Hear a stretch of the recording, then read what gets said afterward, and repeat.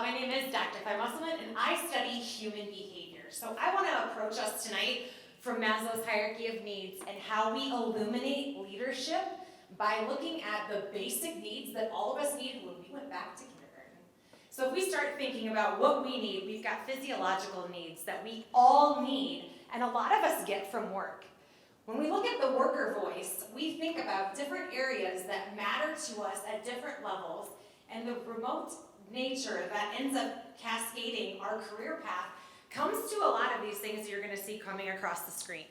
We start to think about the difference in a work-life balance and what that means for different generations and what that means for us on a continuum.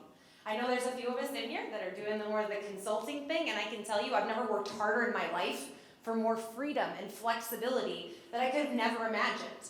But we want to think about what that means for our workers and how we use that to connect with people on a deeper and more meaningful basis. If we start to look at how physiological needs shape us, we need food, air, water, clothing, shelter. We need those basic needs. And when we start looking at Maslow's hierarchy, the bottom two levels are physiological needs and safety. A lot of people don't get out of those needs. And so when we think about this, as we're trying to get our employees to feel self-actualization and esteem and feeling good about the work that they do, because those type of organizations thrive, what we end up learning is that we've got to do a better job of figuring out what it is that people fundamentally need from their jobs. When they're coming into the table, we've got to make sure that we understand what is going on outside of their normal scope of work. And so we think about this when we showcase, how do we show that people matter? What brings them dignity within their jobs? We can't control what's going on in their outside world. And a lot of times people come to work so that they can feel good about themselves. Again, everyone comes with their own story and their own lens. And we, as people who are trying to captivate and catalyst some massive change in the human relations world and human resources, we all come with our own biases towards this. And a lot of times we haven't done that seek to understand. What do people need to understand about human behavior to fundamentally understand what that connection needs to help somebody shift from those bottom two levels of Maslow's hierarchy into esteem and self-actualization? There is this massive orange layer that tends to exist there called love and belonging.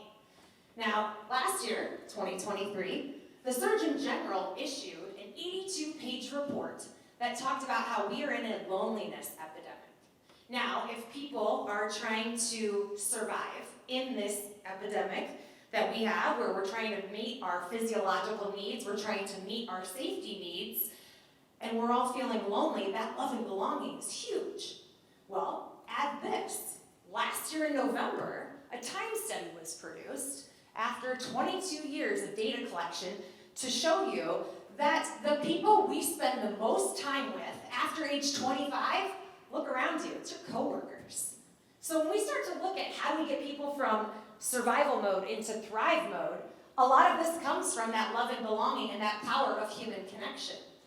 So I'll ask you while you're sitting here in this moment, can you think of similarities between a cat and a refrigerator?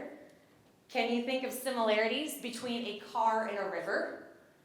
Maybe a pencil and a light bulb? Can you think of anything that can connect those two? Well, if you can, then you should have no problem figuring out how to connect to another human being.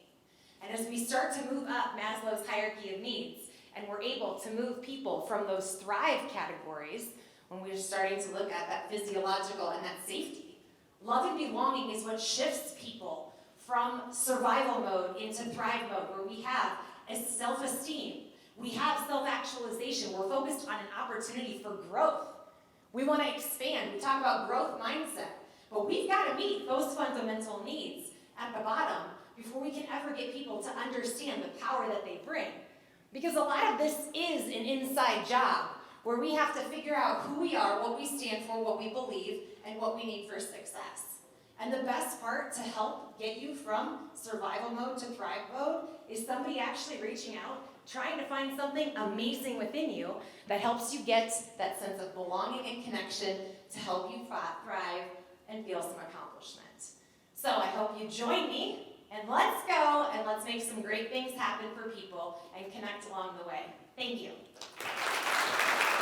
Dankjewel, Muselman.